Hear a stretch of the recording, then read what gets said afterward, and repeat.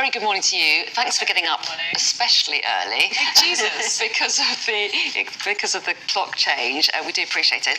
Sunday Times were kicking off with their main story, and this is a new poll that they have, which is not great news for Rishi Sunak on Easter Sunday. It's absolutely not, and it's one of these mammoth polls, so it surveyed about 15,000 people, which means that we can kind of get into each of the different constituencies. One of the more eye-catching things is that actually Rishi Sunak could be looking at losing his seat, but this is less than 100, it's predicting less than 100 seats for the Conservatives, which is even less than the poll at the beginning of the year, which suggests there'd be 169 seats. None in Scotland or Wales. Yeah, and also the Lib Dems are making a little bit of a comeback. They're apparently getting 22 seats, according to this poll. Well, yeah, so it's really devastating news for Rishi Sunak. He may not be too surprised, as you say. There have been other polls that showed, pretty grim picture for the Tories. The question now is, I guess, whether this will add to the push from some in the party to try and get rid of Rishi Sunak before a general election. Are there likely to be more letters of no confidence going in, do you think? There might well be, from a party that is in sort of a complete and utter state at this point. But I personally think that will just enrage the electorate even more, who just want an election right now and their right to express themselves democratically. We've had leadership contests. It's not the leader that's the problem, arguably. It's the party. And, we've just had the boat race on a river that was full of E. coli and sewage. People can't afford very much at the moment. Everybody is feeling squeezed, apart from the very wealthiest.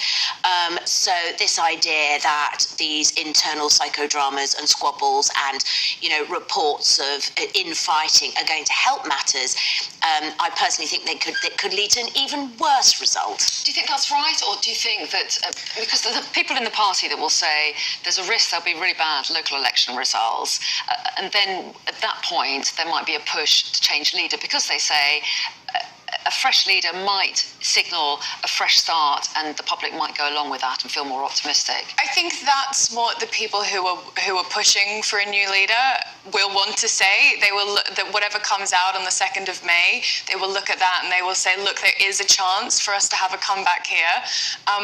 But I think it is true that the reason why the Conservatives are looking at such a wipeout is because there is this kind of widespread sense of it's been so chaotic, there's been so much instability. The last couple of by-elections, a lot of the conversations that Conservative campaigners were having to hear on doorsteps was, well, you keep changing prime ministers all the time, so how can we trust you? So I don't think that then doing it again, there will be an argument within the Conservatives that say, and anyone who's in the kind of last throes of government will kind of do anything they can to hang on, right? But there will be this push to kind of pull that back. Well, yes, and I notice in this survey, undecided voters weren't included. There's about 15% of them apparently are represented, and I guess the Tories will be hoping very much they can persuade them to come to their corner, but we'll wait and see.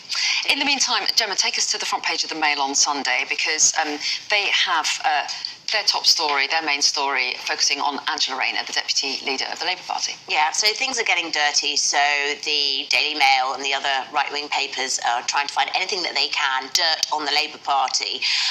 And this is the second time the Daily Mail have really featured this very, very heavily. And the story is Angela Rayner sold her bought her council house and apparently might owe between £1,500 to say £3,500 in capital gains tax. She sold it, yeah. When she sold it. However, this has already been looked at. She's had legal advice saying she's fine. It was looked at by the police once, but these people are desperate to reopen the case. The hypocrisy is just off the scale, because the Daily Mail is owned by Lord Ashcroft, who doesn't pay tax in this country, a non-dom, who has millions and millions and millions of pounds offshore.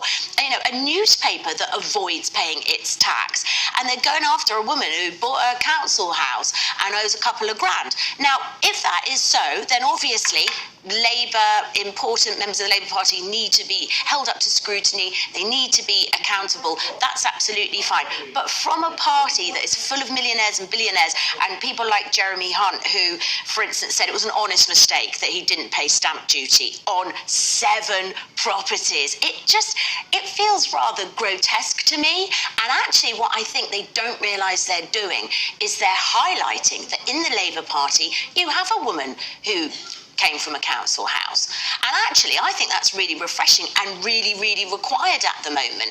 I think we need that in our government. I think part of the problem at the moment is that we've got a government full of, Etonites and multimillionaires who perhaps don't understand the real problems that the country are facing. I was just looking up the ownership of the Daily Mail because I wasn't familiar with what you were saying. So I'm going to double check that because I wasn't sure about what you were saying was right, but I will look into that. But what do you make about the Angela Rayner attacks? Because the Daily Mail, the Mail on Sunday rather, is accusing her of hypocrisy. They're saying that she is calling out the Prime Minister's wife over her tax affairs, and yet she's not coming clean about her own and publishing her legal advice. She says that's a private matter and doesn't want to. What do you make of the point they're making? Well, I do think it's a struggle for Angela Rayner. I think it's been quite difficult for the Labour Party to deal with this. The fact that this story is still on the front pages suggests that she hasn't dealt with it particularly well. And I do think Angela Rayner is a fantastic politician who kind of complements Keir Starmer in that way. As you say, she comes from a council house. She has a very fascinating background. She's done well to get to where she is. But I do think the sense at the moment that she's a bit of a liability, because to the extent that she hasn't published these things, it makes it difficult for her to come out and say to other senior Conservative politicians, well, you should be fully transparent about your own tax affairs. And yes, it is a relatively small amount of money. I don't think anyone's quibbling that. It's not a massive sum. It's not going to massively change the Treasury coffers. But I think the way it's been dealt with of, it's none of your business. It's not your problem. It is the problem here. And just it's Lord Rothermere that owns the Daily Mail. I think you said Lord Ashcroft. Oh, sorry, earlier. beg so your just pardon. To correct you on that. So we'll take that back, what you said a little bit earlier on. So let's move to the Sunday Telegraph now. And their headline is Labour Net Zero Plan puts UK at China's mercy. So talk us through this, Sasha. Where's this come from? So this is a really interesting story. It's an interview that they've done with the Net Zero Secretary, Claire Coutinho, who's basically said that Labour's plan to bring forward net zero by about 5 years on what the government's current plan is will leave us to the whims of China. And China absolutely dominates the rare earth space, which is the kind of mineral and the various chemicals that is needed to do a lot of the net zero transitions. I don't think that's going to dramatically change in the space of 5 years. She talks in this interview about how she's working very hard to increase supply chains in the UK, but doesn't really go into that. And it's a problem for every country. It's not just a problem for the UK. America imports about 70% of their rare earths from China. The EU imports a massive amount.